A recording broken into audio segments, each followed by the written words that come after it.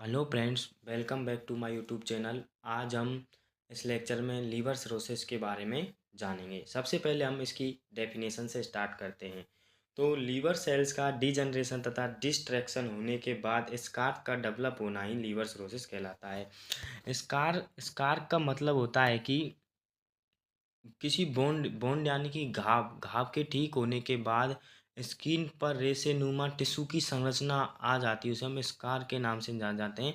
उसका डेवलप होना liver cirrhosis कहलाता है। यह लीवर की क्रोनिक प्रोग्रेसिव डिजीज होती है। क्रोनिक प्रोग्रेसिव डिजीज ऐसी डिजीज जो कि धीरे धीरे उसकी धीरे धीरे स्थिति खराब होती जा रही है, मतलब बिगड़ती जा रही है, तो लीवर प्रोग्रेसिव डिजीज के नाम से भी या फिर क्रोनिक प्रोग्रेसिव डिजीज के नाम से जानते हैं।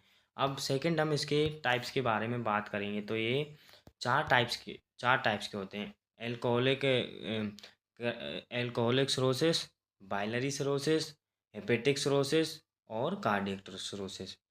सबसे पहले हम एल्कोहलिक सिरोसिस में यदि कोई पर्सन अल्कोहल का ज़्यादा कंजप्शन कर रहा है तो उसे एल्कोहलिक सिरोसिस के नाम से जानेंगे। बाइलरी सिरोसिस में हम बाइल डक्ट ऑपरेशन के ऑब्स्ट्रक्शन के बारे में बात करेंगे।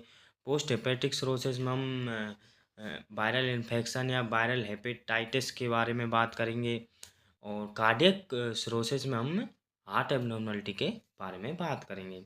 तो सबसे पहले हम इसमें अल्कोहल सिरोसिस के बारे में बात करते हैं। अल्कोहलिक सिरोसिस यह एक मोस्ट कॉमन कंडीशन है। यह यह यह सिरोसिस अल्कोहल का ज़्यादा यूज करने से होती है। मतलब यदि कोई पर्सन या पेशेंट अल्कोहल का ज़्यादा कंजक्शन कर रहा है तो उसे अल्कोहलिक सिरोसिस देखने को मिलेगा। सेकंड हम इसमें बाइलरी सिरोसिस के बारे में बात करेंगे।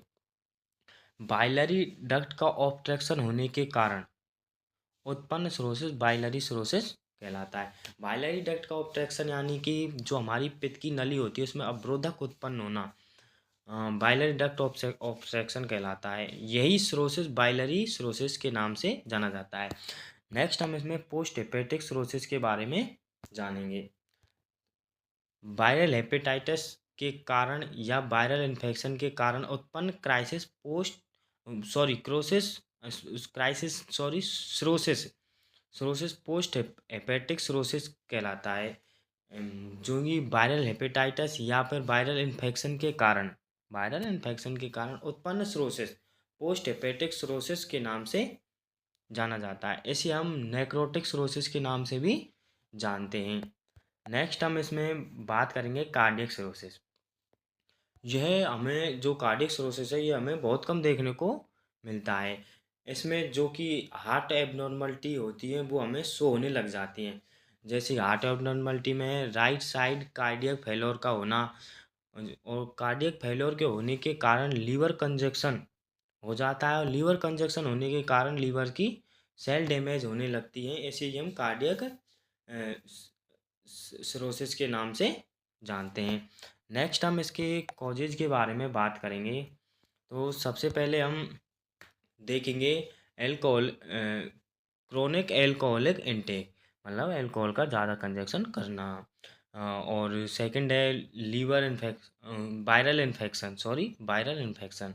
इसमें हेपेटाइटिस बी, सी और डी। और लीवर इन्फेक्शन, लीवर में इन्फेक्शन होना। बाइलरी डक्ट ऑब्स्ट्रक्शन मतलब पित्त की नली में अवरोधक उत्पन्न होना।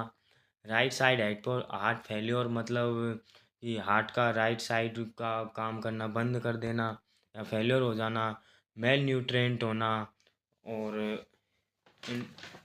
मेल न्यूट्रेंट होना और एंडोपैथी लास्ट है इसमें एंडोपैथी। नेक्स्ट हम इसकी साइन एंड सिम्टम्स के बारे में बात करेंगे। साइन एंड सिम्टम में हम देखेंगे कि एनोरेजिया हुआ, नोजिया हुआ, वोमिटिंग हुआ, एब्डोमिनल पेन हुआ, वेट लॉस हुआ, फैटिग्यू हुआ और एडिमा हुआ। एडिमा एडिमा का मतलब है कि सूजन आ जाना और फैटिग्यू का मतलब है थकान आ जाना। वेट लॉस यानी वजन कम होना। एब्डोमिनल पेन होना, वोमिटिंग होना यानी उल्टी होना। ऐसा जैसे साइन सिम्टम हमें इसमें देखने को मिलेंगे। नेक्स्ट हम इसमें देखेंगे डायग्नोसिस या डायग्नोस्टिक एवेल्युएशन के बारे में। सबसे पहले हम इसमें इसका फिजिकल एग्जामिनेशन करेंगे, एलएफटी लीवर फंक्शन टेस्ट करेंगे, यूएसजी करेंगे, सीटी स्कैन करेंगे, एमआरआई करेंगे, अपर गैस्ट्रो इंटेस्टाइनल एक्सरे करेंगे, एंडोस्कोपी करेंगे और लीवर बायोप्सी भी करेंगे। इन डायग्नोसिस या डायग्नोस्टिक एवेल्युएशन से ही हम इसका पता लगाएंगे कि ये कौन सा सिरोसिस लीवर में कौन सा सिरोसिस हुआ है या लीवर सिरोसिस है या नहीं है। नेक्स्ट हम इसमें इसके ट्रीटमेंट या फिर मेडिकल मैनेजमेंट के बारे में जानेंगे। तो सबसे पहले हम इसमें मेडिकल मैनेजमेंट में प्रोवाइड एंटीबायोटिक ड्रग्स देंगे। प्रोवाइड एंटीबायोटिक ड्रग्स कौन सी है? एजिथ्रोमाइसिन हुआ। नेक्स्ट इसमें एंटी एमेटिक्स ड्रग जैसे कि एंडेस्टोरोन हुआ। और थर्ड है इसमें एंटी गैस्ट्रिक ड्रग जैसे कि एस्पिरिन हुआ। फोर्थ है इसमें जी डीजरस ड्रग डीजरस्टिक ड्रग सॉरी ड्यूजरस्टिक ड्रग जो कि एस्पिरिन हुआ, सॉरी फेरुस्मोइड हुआ, फ्रीस्मोइड हुआ। और फिफ्थ है इसमें रिकॉर्ड डेली वेट, जो कि पेशेंट का वेट है उसको डेली हम फाइल में रिकॉर्ड करेंगे। फिफ्थ है प्रोवाइड आईवी फ्लूइड या फिर डीएनएस या कोल्ड स्पंजिंग मतलब ठंडे से सेक करेंगे, ऐसा ही कुछ होता है, कोल्ड स्पंजिंग करेंगे। नेक्स्ट हम इसमें इसके सर्जिकल मैनेजमेंट के बारे में जानेंगे। सर्जिकल मैनेजमेंट में हम लीवर ट्रांसप्लांट और स्प्लिनोरीनल शांट के बारे में देखेंगे। सर्जिकल मैनेजमेंट में लीवर ट्रांसप्लांट स्प्लिनोरीनल शांट होता है, उसके बारे में देखेंगे। नेक्स्ट इसमें एब्डोमिनल परक्यूटस नेक्स्ट इसमें एब्डोमिनल सिंथेसिस, ये भी एक सर्जिकल मैनेजमेंट का ही हिस्सा होता है। इसमें इस प्रोसीजर में क्या होता है कि जो निडल या ट्यूब के द्वारा पेरिटोनियल कैविटी से फ्लूइड को रिमूव करना, जो हमारी पेरिटोनियल कैविटी होती है उसमें निडल या ट्यूब के द्वारा फ्लूइड को रिमूव करना एब्डोमिनल पैरासिंथेसिस कहलाता है। नेक्स्ट हम इसमें इसके नर्सिंग मैनेजमेंट के बारे में हम बात करेंगे। तो सबसे पहले हम नर्सिंग मैनेजमेंट में देखेंगे कि पेशेंट के वाइटल साइन चेक करेंगे। जो पेशेंट के वाइटल साइंस होते हैं उन्हें हम चेक करेंगे। और सेकंड इसमें पेशेंट को कंफर्टेबल पोजीशन प्रोवाइड करवाएंगे, जो कि पेशेंट को कंफर्टेबल पोजीशन अगर हम नहीं देंगे तो पेशेंट अच्छा महसूस नहीं करेगा, और अच्छा महसूस नहीं करेगा तो वो ठीक से हेल्दी नहीं हो पाएगा, इसलिए हम उसे कंफर्टेबल पोजीशन प्रोवाइड करवाएंगे। नेक्स्ट है इसमें हम पेशेंट को कंफर्टेबल पोजीशन प्रोवाइड करवाएंगे तो क्या नेक्स्ट है पेशेंट को फिजिकल एंड साइकोलॉजिकल सपोर्ट देंगे, जिससे कि पेशेंट को हेल्दी होने में कम समय लगे और उसकी हेल्थ जल्दी से इम्प्रूव हो। और नेक्स्ट है बिना डॉक्टर की अनुमति के अपनी मर्जी से कोई भी संशोधन नहीं करेंगे, जैसे कि किसी डॉक्टर की परमिशन के बिना ड्रग को दे देना, ऐसा बिल्कुल नहीं करेंगे, इससे पेशेंट की कंडीशन और ख़राब हो सकती है। नेक्स्ट में पेशेंट को ऑल इन्फॉर्मेशन कलेक्ट करेंगे। पेशेंट की जो ऑल इन्फॉर्मेशन है, जैसे कि इसका क्या नाम है, वो मैरिड है अनमैरिड है, वो जॉब करता है या फिर नहीं करता है, वो कहाँ पर जॉब करता है, उसके फैमिली मेम्बर में कौन कौन है, इसके बारे में इंफॉर्मेशन कलेक्ट करेंगे। पेशेंट को बैलेंस डाइट प्रोवाइड करेंगे। बैलेंस डाइट जैसे कि जो डॉक्टर्स होते हैं उसके द्वारा बताई गई जो भी बैलेंस डाइट है, जैसे ज़्यादातर जो है बैलेंस डाइट में हल्का खाना होता है, उसे हम उसे प्रोवाइड करेंगे। नेक्स्ट है नेक्स्ट है इसमें पेशेंट को डेली घूमने की अनुमति देंगे या घुमाने में हेल्प करेंगे जिससे कि पेशेंट की हेल्थ में जल्दी इम्प्रूवमेंट आए। नेक्स्ट इसमें पेशेंट के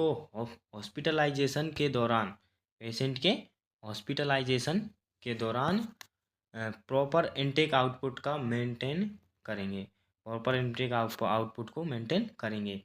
जो पेशेंट जितना खा रहा है और जितना बाहर निकाल रहा है उसका इनटेक आउटपुट का हम ध्यान रखेंगे। नेक्स्ट है पेशेंट को गुड आईपीआर बनाए रखेंगे। पेशेंट का गुड आईपीआर का मतलब होता है कि इंटरपर्सनल रिलेशनशिप अच्छी होगी तो पेशेंट की हेल्थ जल्दी इम्प्रूव होगी, तो उसको हम बनाए रखेंगे। नेक्स्ट हम इसमें पेशेंट के साथ गुड आईपीआर बनाए रखेंगे। नेक्स्ट इसमें प्रॉपर मेंटेनेंस प्रोवाइड करेंगे, जो मेंटेनेंस होता है पेशेंट का हॉस्पिटल में, वो हम प्रॉपर मेंटेनेंस पेशेंट को प्रोवाइड करेंगे। नेक्स्ट इसमें बीएमडब्ल्यू मैनेजमेंट करेंगे, जैसे कि बायोमेडिकल वेस्ट जो होता है उसका हम प्रॉपर तरीके से मैनेजमेंट करेंगे, जिससे कि कोई इन्फेक्शन पैदा ना हो। जिससे कि अगर इन्फेक्शन पैदा होगा तो पेशेंट की जो हेल्थ है उस पर बहुत इफेक्ट पड़ेगा, इसलिए हम उसका मैनेजमेंट, बीएमडब्ल्यू का मैनेजमेंट करेंगे। नेक्स्ट में यदि किसी ड्रग का साइड इफेक्ट हमें दिखाई देता है तो सीधा हमें डॉक्टर को इन्फॉर्म करना है। अगर हम डॉक्टर को इन्फॉर्म नहीं करेंगे तो पेशेंट को और भी कंडीशन, पेशेंट की जो कंडीशन वो और भी ख़राब हो सकती है, इसलिए हम सीधा ही डॉक्टर को इन्फॉर्म करेंगे। नेक्स्ट है नर्स द्वारा पेशेंट को फैमिली मेम्बर को डिजीज कंडीशन के बारे में समझाएंगे। जो पेशेंट की कंडीशन है उसको हम फैमिली, उनके फैमिली मेम्बर को उसकी कंडीशन के बारे में अच्छे से समझाएंगे, जिससे कि वो ज़्यादा चिंता ना करें और और बिल्कुल ठीक तरह से रहें। लेकिन अगर उनको हम कंडीशन के बारे में बताएंगे नहीं तो उनकी भी कंडीशन पर या फिर हेल्थ पर प्रभाव पड़ सकता है, इस वजह से हम उनको कंडीशन के बारे में बताएंगे। नेक्स्ट हम इसके डिस्चार्ज के बाद की नर्सिंग मैनेजमेंट के बारे में बात करेंगे। सबसे पहले हम इसकी फॉलोअप केयर के बारे में बताएंगे कि डॉक्टर द्वारा वापस हॉस्पिटल कब दिखाने के लिए आना है, और जो फॉलोअप केयर है, जो कि फॉलोअप केयर है, जो इसकी फॉलोअप केयर है, जैसे कि पेशेंट को रेगुलर टैबलेट कब देनी है, पेशेंट को अगर किसी एक्सरसाइज के बारे में या कुछ भी बताया गया है उसे फॉलोअप केयर में इंक्लूड किया गया है, उसके बारे में हम उसके पेशेंट को या फैमिली मेम्बर को बताएंगे। नेक्स्ट है पेशेंट की जो भी वैल्यूएबल आइटम्स हैं उसे अटेंडर को देंगे, जिससे जो भी पेशेंट की जैसे सोने की चेन, अंगूठी या फिर कोई भी वैल्यूएबल आइटम्स थे उसे हम अटेंडर को वापस कर देंगे, जो हमने एडमिट के दौरान पेशेंट के शरीर से उतारे थे। नेक्स्ट हम पेशेंट की प्राइवेसी को मेंटेन करना और पेशेंट की प्राइवेसी को मेंटेन करना तथा पेशेंट के पर्सनल इंफॉर्मेशन को अनऑथराइज पर्सन के साथ शेयर नहीं करेंगे। जो पेशेंट की प्राइवेसी है उन्हें हम किसी भी अनऑथराइज पर्सन के साथ शेयर नहीं करेंगे। जे अगर शेयर करेंगे तो पेशेंट की प्राइवेसी नहीं रह जाएगी और उससे पेशेंट गिल्टी भी फील कर सकता है। अगर किसी को पता चले तो कोई दूसरा पर्सन उसके लिए भी गिल्टी फील कर सकता है, इसलिए हम किसी पेशेंट की प्राइवेसी को शेयर नहीं करेंगे। थैंक यू दोस्तों, आज हम इसी इसी बात पर ये लीवर सिरोसिस ख़त्म होता है। हम थैंक यू दोस्तों, वीडियो अगर अच्छी लगी हो तो like share comment follow subscribe ज़रूर करना। और नेक्स्ट वीडियो में किसी नेक्स्ट चैप्टर के साथ मिलते हैं, तब तक के लिए धन्यवाद।